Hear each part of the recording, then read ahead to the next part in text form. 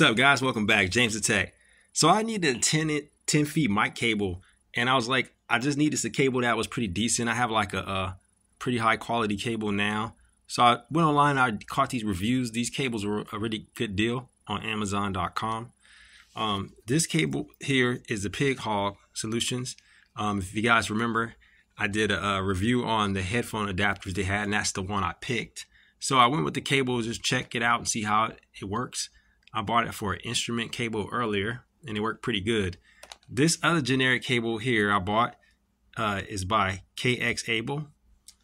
I checked the quality on the cable. It was okay. I bought it because it had this cool purple color. The difference I noticed is it seemed like this cable was a little bit better with the clarity and much louder. It gave me more gain on the dB. However, this cable was really good quality, but it didn't give me the same amount of gain that I got on the PigHog. So once again, guys, the PigHog cable won the battle, and they were exactly the same price on Amazon.com. And I just wanted to let you guys know. So if you are looking for a good cable that's for a microphone, that's a 10 feet cable, I picked this one because it's very economical, and I really didn't have to spend 30 or 40 bucks on the cable. All right, guys, James the Tech. See you next time.